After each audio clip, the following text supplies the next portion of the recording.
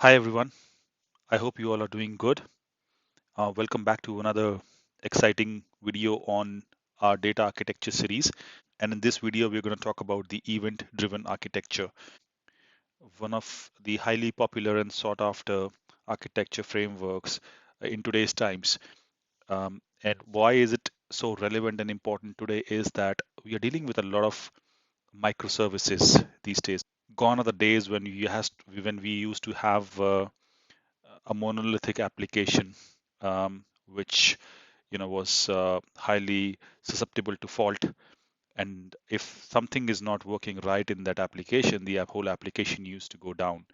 But now, in today's times, when we are looking at breaking down these monolithic application into smaller maintainable modules, we do a lot of work around market microservices. And then also with the advent of cloud and all these kind of new age technologies, it's very easy to scale and maintain these microservices, right? So today we are going to touch a little bit on the event driven architecture. This video is just meant for giving you sort of a high level understanding of what is an event driven architecture, what are the things that you should be aware of if you are considering an event driven architecture approach for your application, and then what are the various use cases where you could go for an event driven architecture, what are the benefits that you can derive out of it, and then we'll just look at what actually is an event, right? We are saying event driven architecture, so it's sort of a little bit uh, important that we understand what is an event and how do we structure an event. So we'll just talk briefly about these areas. And guys, there is one very important thing that I wanted to mention it to all of you.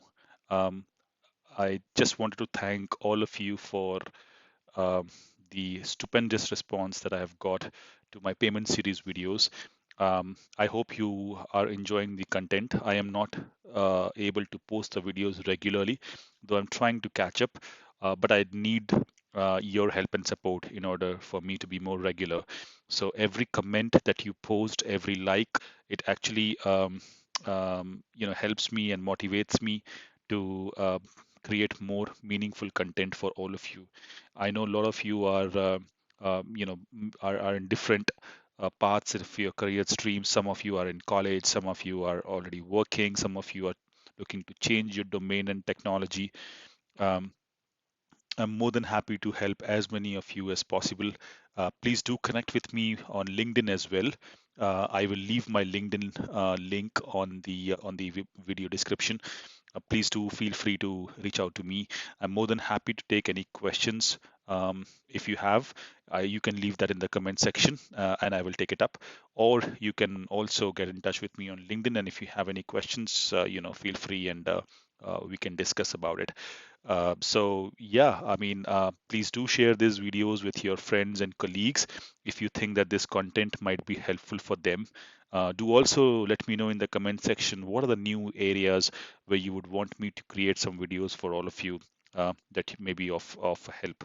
So with that, friends, let's just dive into the event-driven architecture series and let's rock on. Okay, so first things first, let's look at the contents of what we have in today's video. We're going to talk about what is an event-driven architecture. I have created a small diagram to help and explain my thoughts. Then we will also look at the types of event-driven architecture models. We would look at the advantages of an event-driven architecture. We would also cover what are the points that one should consider before considering an event-driven architecture approach uh, for their application. Then we'll look at what is an event and how do we structure an event. And finally, we will end today's video with a little bit of touch up on the data governance aspects of events. Okay, so I have put together this diagram here that you can see on the screen to explain what is an event-driven architecture, and there are roughly 4 bullet points that sort of summarize the whole picture. Right? We'll go over the bullet points, and then we'll look into what the picture depicts as well. So event-driven architecture refers to a system of loosely coupled microservices, right? So like I explained to you in the back in 90s and in, in older times, we used to have this monolithic application, right, which is a big application which used to get a series of inputs and then eventually used to give you an output, right? But now what we are doing is we are trying to break this monolithic application into smaller, more maintainable components, right? So we just break this application, and then the input to the first component here would would be processed by this component or the microservice, and then that acts as an output to the second component, right? And so on and so forth until you get your final desired output. Now, what's the benefit of doing this? Well, these are smaller components, so it's easy to maintain. And then there is a lot of fault tolerance as well, right? So if tomorrow there's something that is not right with your microservice number one, your two, three, and four would still continue and work in the desired fashion as they should. So that's one of the key advantages. So this highly fault tolerant structure, and it's highly scalable as well, right? So for example, today, if you're deploying these services in something like AWS or any of the public or private cloud technologies, then it's easy for you to scale them and up and down, right? So it depends really how you want to do that. You can have a scaling policy defined, and then you can actually say that, okay, I want that my microservice number two should scale up. Maybe you want to just say that you want to auto scale that depending upon n number of instances that you want to run, and then maybe you want to say that let's just say that if these microservices are linked through some sort of a messaging system, you may want to say that if I have say 2,000 or 5,000 or 50,000 messages being coming into my microservice number two, then I would want that to scale up to be able to cope up with that kind of a volume, right? So all of these things are pretty much possible. It's highly scalable, is what I'm trying to say here. Now, the second point here that is mentioned is it's an event information. Sorry, it's an exchange information between each other through the production and consumption of events, right? So, like I said, there is a concept of a producer and a consumer basically here, right? So who is the producer? Producer is the one who produces an event. Who is the consumer? Consumer is the one which consumes that particular event and does the processing part of it. The third point says an event-driven system enables messages to be ingested and to be into the event-driven ecosystem. So the key word here to note is ingested, right? So a lot of areas around event-driven processing, microservices will talk about things like ingestion. Big data technologies. For example, if you go with something like an Apache Spark, a big data processing engine, you would hear this term ingestion a lot. It's nothing but just ensuring that you are able to to assimilate or ingest all of the input data and then do that processing, right? So that's basically why we call that as an ingestion. So there are two or three different terminologies, like ingestion is one of the things, and the other one is aggregation, where you take all of these ingested data or the events and then you aggregate them, right? So basically you want to process them into some sort of a logical operation. So that's what you do into aggregation, right? So an event-driven system enables messages to be ingested into an event-driven into the event-driven ecosystem. Um, Broadcast messages out to whichever services are interested in receiving them. So if the producer sends out a message to consumer, well, there might be two consumers, right? And it could be that consumer number two is actually interested in this event, but consumer one is not. So that's the advantage, right? So there is no such fixed rigid framework where a consumer necessarily has to consume that event. I mean, it's up to the consumer and the design. We'll talk a little bit about this particular thing, when we look into the different kind of models around event-driven architecture. But the message here is that you have the flexibility and liberty to choose which consumer would be interested to receive that kind of an event, right? So, for example, let's just say that here, like, let's look into this picture here, right? So what I'm trying to say here is I produced an event in the real world, right? So that event is like swiping the credit card. You can see in the picture there is a credit card being swiped, right? And as soon as it happens, there is an event that gets created in the real world because something has happened. There is a change in the system, right? So a card has been swiped. So obviously a lot of information has been generated in the real world, Uh, for example, who swiped the card, um, who's the card holder basically, what was the amount, what was the item that was purchased, and things like that. Now, all of this information has to be captured in some sort of database systems, right? Who would own these database systems? Well, it could be the, the card issuing company, it could be the acquiring company, it could be a company that is associated with the manufacturing of those items. Maybe they want to know what was the item that was sold and how many of those units were sold and things like that. So there could be a variety of events that might be generated, but we are just talking about, just to keep things simple for the sake of understanding, we are saying that a card was swiped and there was an event that was created, which was like a transaction event, right? So this event then enters into the premises of our application, right? So there is this producer that will, just process this event, and then it will push this event forward into a bus, right? An event bus. I have just indicated that through a bus, but basically the message here is that there is a router or a routing mechanism that has to channelize all of these events into their respective destinations, right, to the respective consumers. And what is this producer here? This could be a microservice. Um, it could be some sort of an application or a microservice. Um, uh, and then the purpose of this is to actually produce that event. When I say produce, I mean that it could be that it's just there is an interface and it just accepts that from a switch, from an external switch, like for example, this point of swipe machine, or it could just generate these events by in itself. So, well, the bottom line is that there is a producer that produces those events, and then those events could be, I have just indicated here three different colors, right? So one says yes, this is an approved event. The other says that this may be some additional information about a particular event type, and then the third one is no, it's declined. So what I'm trying to say here is that there could be different sort of events that get generated, and then all of these events would then be hitting into the consumer system. So now I have indicated here three different consumers: consumer number one, consumer number two, consumer number three. It could be that these events could be consumed by consumer number one but not by two and three, but or could be by one and three but not two.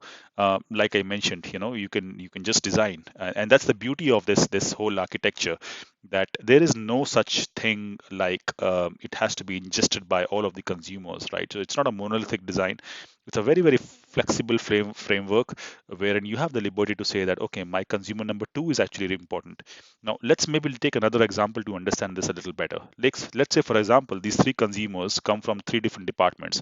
Maybe this is coming in from sales, this is coming in from HR, and this is coming in from what could be the other one? Let's say operations, right? So, um, operations. So now these are the sale transactions. Sale transactions. Why would be the HR interested in that? HR may not be interested in receiving the sale transaction events. But sales obviously could be.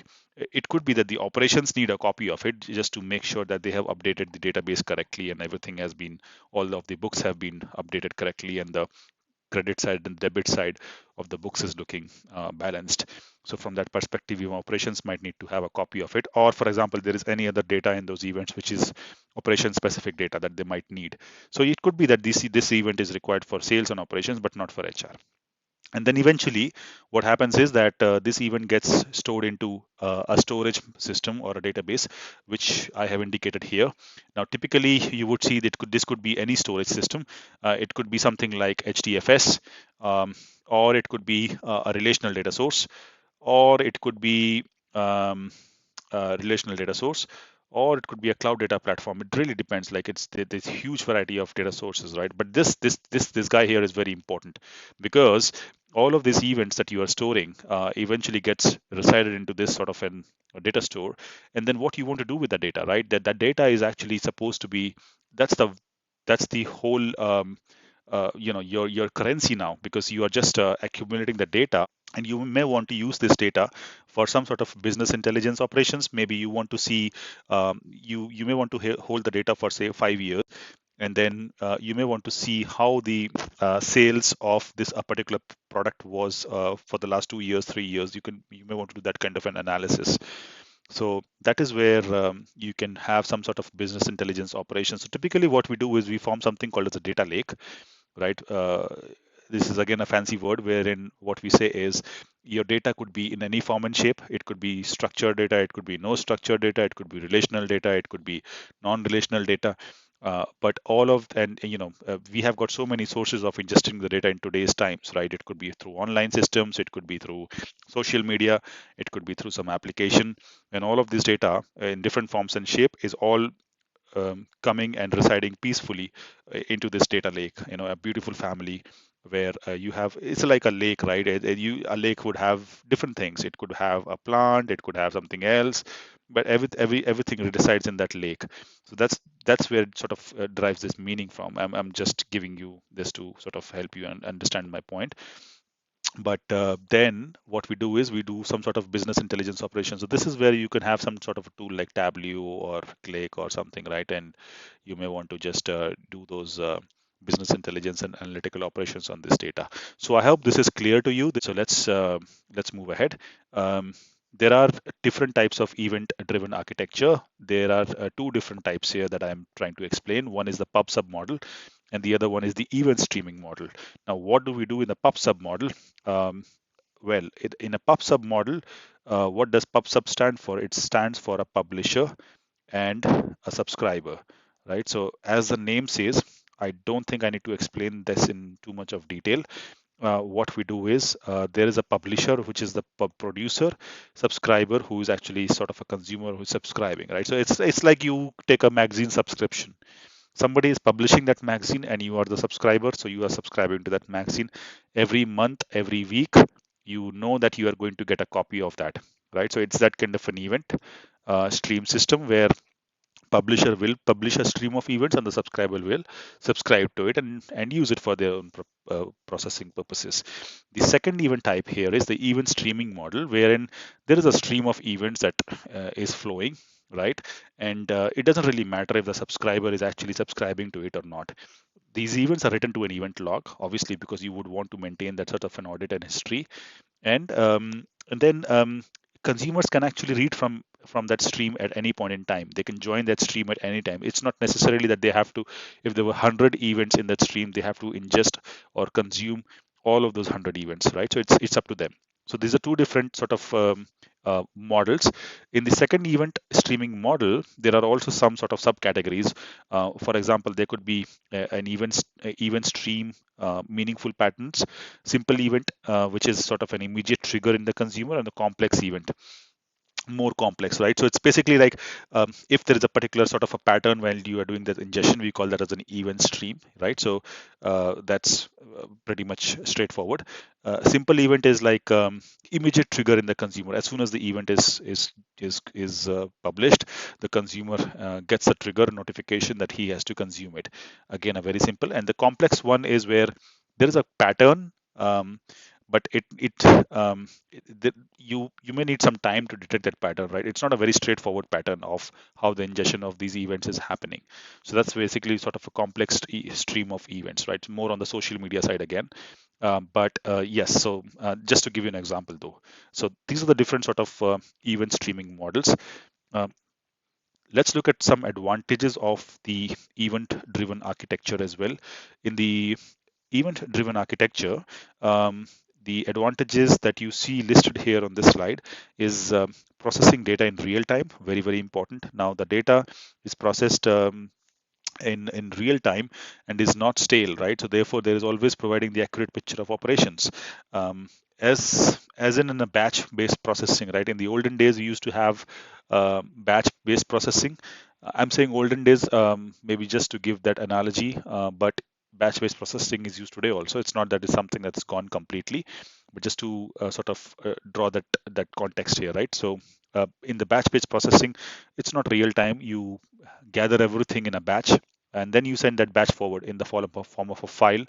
And then that file gets processed or the batch gets processed overnight and or end of the day or start of the day, depending upon what kind of operations. We see this all the time, right? Don't we? Like for example, in a production support environment, you would see that there is a start of the day process or an end of the day process that's supposed to run every day and produce some sort of given reports, right? And those reports are then dispatched to some email. The second one is scale and fail independently, right? So I explained this in the beginning when I was telling you about the microservices pattern. You don't need to shut down the whole system if there is a fault that gets developed in one of the microservices, because it's all event driven. So it's just that, and even if there is a problem in the middleware, right? So for example, if there is a problem in the messaging system, the messaging broker, whether it's Rabbit or Kafka or whatever messaging system, I mean that's also fault tolerant, right? So you can make sure that any of the messages that get dropped are just queued up somewhere, and you may want to replay those messages at any point in time. So that's scale and fail independently. Then the third one is develop with agility, right? So what we are saying here is um, in the monolithic application, the problem is that it's one big single piece of uh, chunk, right? So multiple teams may need to work on that chunk together in order to say achieve a business outcome in X amount of time. But here, because you have broken that down into different microservices, there could be multiple teams that can pick up each of these microservices and start working on that, right? So this is a more agile and flexible ways of achieving the business outcome in a faster and more predictable manner. Um, Reduced operational costs, obviously, right? With microservices, they are easier to manage, and as soon as something becomes easy to manage, your maintainability costs go down. So you can save a lot, and especially again, with things like AWS coming in, you can even bring down the cost. So, for example, we can set up things like auto scaling, and you can maybe run a microservice at only particular point in time. Let's say that you have a service that should run for only 2 hours a day, because that's when the entire processing needs to happen. So you can just run that microservice for those 2 hours a day, and then you can shut down your service and save the costs on running the service. Or you can use something like a Lambda function, right? So it just that microservice is invoked only when is needed and not at any other point in time. The next one is push-based messaging. No need to follow for events all the time, right? So whenever an event get published, the subscriber will come to know about it, and it's pushed to the subscriber. As simple as that. You don't need to keep listening for the events all the time. Audit and contract testing at ease, very, very important point here, right? So because now we are talking about microservices where you have multiple different services which are talking to each other, it's very important that there is a contract that is being that actually is set up in place between the two services. And what happens is, by contract, it means that when this service, say this is A service A and this is service B, when service A sends an event to service B, this being a producer and this being a consumer, the consumer knows that the event that it gets will be in a particular form and shape, right? So maybe that event will have some sort of a defined shape or a structure. And so, if at any point in time this consumer B gets an event which is not in that particular form and shape, it will simply reject it. So that's basically what we say about for when we talk about contract testing. Single source of truth with a log of immutable events. I think it's pretty much self-explanatory. Um, all of these events are immutable. You can't change the event, right? So if there is an update that needs to happen on the event, then you send another event as an updated version of that event. But one single event is immutable. That helps in effective data governance, because you know that it's a single source of truth, and especially when you're logging all of these events, you know exactly what has happened in the real world at a given point in time, right? So if there is an update also that happens to an event, then you will be seeing that as a next event in the sequence rather than something being updated. Uh, then the last one here is complement data science and machine learning, because all of these systems are talking about real-time ingestion, real-time data. Obviously, for things like data science and machine learning, the faster you get the data, the better it is, because then you can make fast decisions, especially in milliseconds.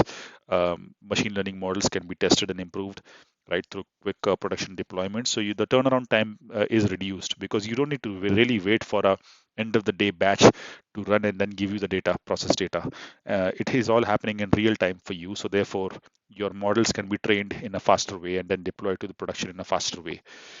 So that's about the advantages. Moving on, there are some points that you would want to consider before selecting an event-driven architecture, right? These are the things that you should consider first of all before you want to go, right? Whether all of these things have been taken care of. The first one is event source should be durable. What this means is that your source should be reliable and guarantee the delivery of the event. It should not be that the source is down and the events are just being missed. Your source should guarantee that there is reliability and durability, and therefore that's one of the key things to consider for an event driven architecture, right? They should be durable. Application should be able to handle asynchronous nature of events. So what basically means is um, you may have a scenario where, say, again, let me take an example of two services here, services A and service B, right? And this service is constantly sending events one after the other to service B, right? And it could be that the service B all of a sudden gets a lot of load. Maybe this is one of the sale days, right? And all of a sudden, on the normal days, service B expects only 100 events. But this time, because it's a sale happening, the service B is now being bombarded with, say, 1,000 events, right?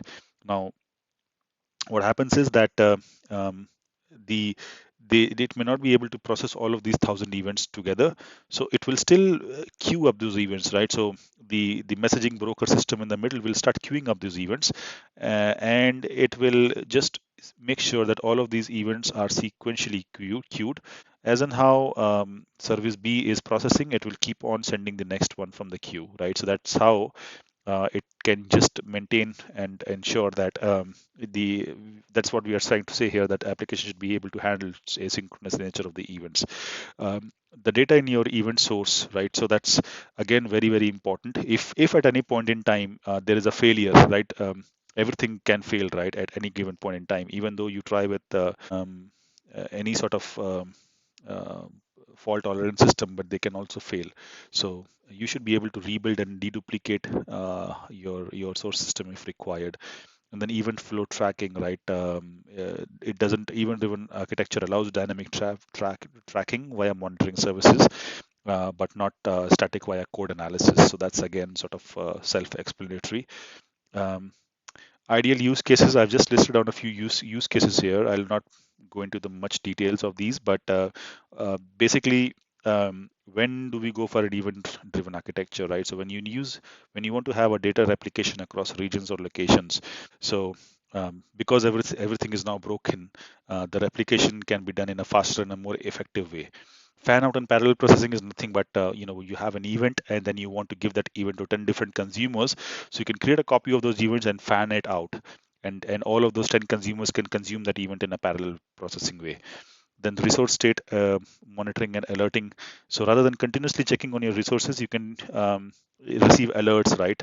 So you don't need to poll all the time, is like we mentioned before. It's just that you have to you can just get an alert if something is not right, if something is not looking right. Say for example, there is something wrong with a particular node that you're running in, there is something wrong with your storage, then there will be an alert that will be sent to you, and it sort of is easy for you to manage. Integration with heterogeneous systems. So if you have systems running on different stacks, different technology stacks, you can still use an event-driven architecture and use the benefits that deriving out of it. You don't need to couple. You can use the event router or the messaging system, so the message brokers, and then that will ensure that you can keep your systems running in an agnostic way, meaning that the systems, when the message is being processed and transferred across the two systems, the system's state need not change. They can still remain agnostic, where they can just process those events as well. So these are the use cases, but some of this, it might not be, if at all there is something that is not very clear to you, let me know in the comment section and I can specifically talk in a little bit more detail about those particular aspects. But yeah, those are the use cases. Um, okay, now let's talk about what is an event.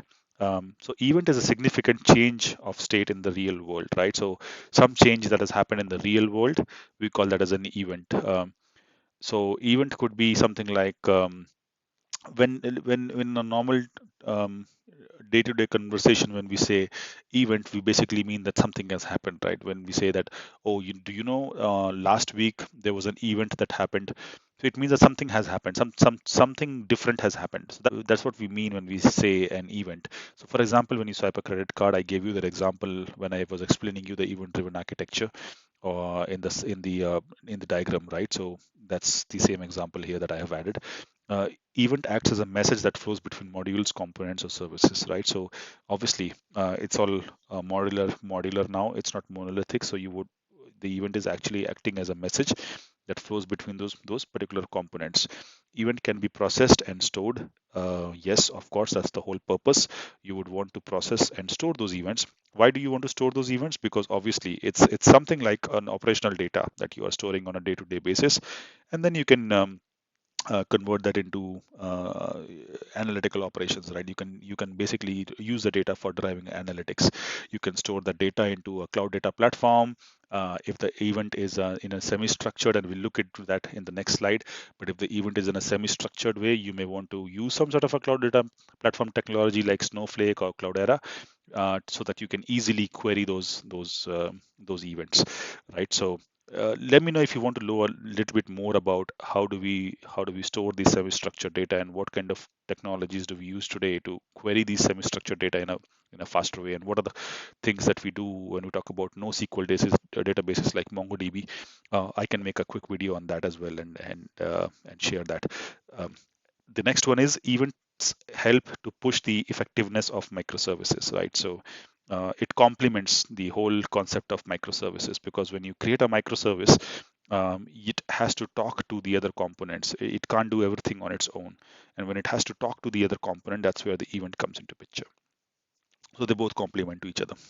Event can generate from a user, like a mouse click or a keystroke, an external source, blah blah blah. Sensor output, anything. It could be an IoT device that can create an event. It could be a credit card swipe. It could be an output of an application that goes on and triggers something. It could be an event. If you're talking about AWS, there could be an event that gets triggered through a CloudWatch alarm. So something like that, right? So it's all um, self-explanatory. Now let's look at this one. It's quite interesting. It tells you how do you structure an event, right? Structure of an event. Now you typically can store your event in any which way. You can even store your event in a relational database, but we don't do that.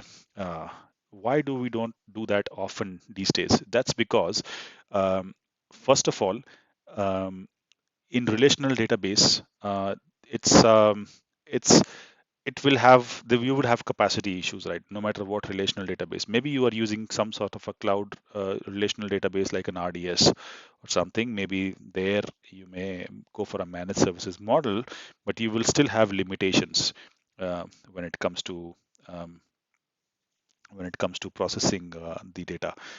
So what we do is we go for NoSQL sort of databases, or columnar storage sort of a databases, um, and we go for semi-structured databases, data sources. For example, things like JSON or XML. Here I have taken an example of a JSON, but the idea here is to tell you that I can use this sort of a semi-structured uh, event form. Now, this gives me a liberty. If tomorrow there are some more additions that need to happen in this event, right? If there are some more fields that need to be added, a very flexible structure, I can just add those. Whereas in a relational database, it's not easy for me to do that. You see, if there are tables, right, and those tables are having a primary key and foreign key concept, then it's sort of a little tedious for me to introduce new fields, right? And maybe one of those might just violate any of those relational database constraints. So from that perspective, something like this, what you see on the screen, a JSON structure, is very, very handy. Now let's look into this event structure in a little bit more detail. There are two components. One is called as the event header, and the second one is called as the event payload. Why two different components? Now, event header will give you some information which is more like a metadata information, right? Data about the data. Um, what is the name of the event? It could be a transaction event, for example, what you see here, or it could be a sale, or it could be a return, or it could be an update, right, that happens on an existing transaction. Now there could be multiple different kind of events, so that's what I'm trying to say here. Event name, event ID. Obviously, you need an ID to identify a particular event type, and the event date when that particular event has been generated in the real world. What's the occurrence date, right, of that event? Then you have a payload section, which is more like the actual information, right? Which will this is also called as body, by the way, right? So it depends really. It could be called as event body or event payload.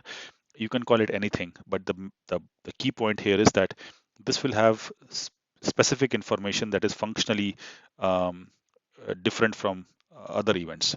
So for example, what's the amount, what's the transaction type? This is a sale here. Now this event name and transaction type sort of are looking similar here, but they are different, right? So here, this is the name of the event, more like a metadata information or an identity information. But here, this is a logical information that tells you that this is a sale transaction. Then amount type, and then the cardholder name, right? So who's the cardholder? What's the name of the cardholder, etc., etc. So all of this information then actually gets stored into some sort of uh, a database, or it could be some sort of a storage system, like for example HDFS, and it gets resided over there, right? So that's basically how this whole thing works. Now, this is what it actually is, one single event, but you could have, say, tens of millions of those kind of events on a day-to-day basis. So which is where this whole uh, semi-structured way of handling this and then storing it is very, very efficient. And the more you move towards storing the data into a columnar fashion, the more easy it is for you to retrieve the data, right? So for example, if all of this was stored in a relational database, imagine if you were to pick up all the amount type values which were greater than 1,000. um, you would have to have so many and maybe other conditions, right? And where the transaction type was sale and something else. You would have to first of all use some joins, and then you would have to create some indexes. A lot of performance issues could be encountered in that particular process. But now with this columnar storage, you can just run a query on a particular column, right? So you can just say, I want to focus only on the amount type. I don't care about any of the other fields. Give me all the amount types where the amount value is XYZ. So the only thing is that you may want to run this on a multi node or a clustered way, right? Because you may want to process these 10 million transactions, let's say, for example, not on one particular node, but to make it more efficient, you may want to run that. You may want to do that, like divide this whole 10 million transactions into chunks of 1 million each. And then, you can just run this into some sort of nodes, and then every node will have a 1 million sort of a load. And similarly, there will be the last one, which will have the 10th million chunk, and then all of this will do the processing in parallel nodes. So with the columnar sort of storage, it becomes very easy to go with this kind of a processing pattern. And storage, and creating multiple nodes, obviously there will be, you would be thinking that there would be costs associated with it, but then these costs are, in today's times, with all of these um, storage systems and like Hadoop, HBase, uh, cloud technologies, you can actually save a lot. I mean, it's not as compared to the performance benefits that you get out of it. Cost is not that big of a worry. Is what I'm trying to come at. Okay, let's talk about the data governance of the events.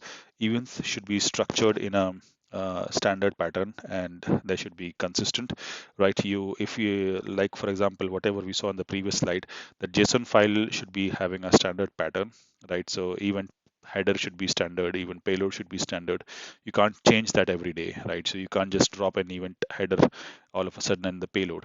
And with all of those contract testing things that I explained to you before, right, between the producer and a consumer, it is very, very important. So if you don't structure your events well, or for some reason the event has been malformed, the contract will break, right? The second one is, there can be changes in the structure with no SQL standards, but functionality and logically consistency should be maintained. So yeah, like I said, you could have some fields that are optional, but that doesn't mean that he will change the entire structure, right? So optional fields can be null. You can have those fields populated or not populated, but then there has to still be a logical consistency that needs to be maintained. Data dictionary. So yeah, I mean, this is something related to governance aspects, but what we are trying to say here is that there could be 10 different varieties of functional events. You may want to create a data dictionary and do that sort of a lineage mapping and all of those activities where you say that this event is coming from this particular source system, this is the length of the field, this is the data type, and blah blah blah, all of those things, right, to just govern the data well. Change in the events should be managed centrally to keep on a check on multiple versions, right? So there could be multiple Scrum teams working on modifying that event. So you have to ensure that there is a common repository where the latest version of that event is running, and that is what should be published in all the data models as well, right? So it should not happen that one particular team is using an older version of the data model or the version of that event versus a new team. So you have to maintain that parity somewhere, and you have to make sure that all the Scrum teams are looking at the single source of truth again when it comes to the choosing the right version of the event. Event data should be encrypted or anonymized. So yeah, again, from a compliance standpoint, if there is sensitive information, for example, card number or anything else, there are compliance and governance standards that you need to put. They could be either in transit or at rest. What it basically means is when the event is traveling from one source to the other, even then they should be encrypted. And then when it's at rest, when it's stored in some sort of a storage system, even then there might be some sort of an anonymization technique that is required. We call it as data anonymization. Very, very important in today's times, especially if you're working in projects which are into financial technologies of I'm sorry, financial sectors, then it's very, very important. The next one is event archival requirements. So if you want to store these events, and from a compliance standpoint, you need to store that for the last 5 years, 10 years, 15 years. That kind of archival requirement is something that should be understood, documented, and then maintained. Cost of storage and maintenance should be factored in. So yeah, whenever you as a data architect are working on creating this sort of an architecture framework, and you're dealing with these events, you also have to make sure that you understand what's the kind of volume that you're looking at, right? What's the kind of peak volume that you're looking at, and then what's the kind of maintenance activities, etc., that come into picture because of that volume, and accordingly the cost of storage, etc., should be kept in mind. That brings us to the end of this presentation. I think it was a bit long and lengthy, but my idea was to give you sort of a 360-degree view of everything around the enterprise data architecture, particularly with respect to event-driven architecture and techniques. So yeah, I mean, this is basically what I want to share with all of you. If you like this content, then please subscribe to my channel and share it with your friends as well. If you have a question or a feedback, then please leave a comment, as it always, always, always motivates me. So with that, friends, I will take your leave. I hope you like this content, and if you do, then you know what you have to do. I'll see you again in the next video. Until then, take care. Goodbye.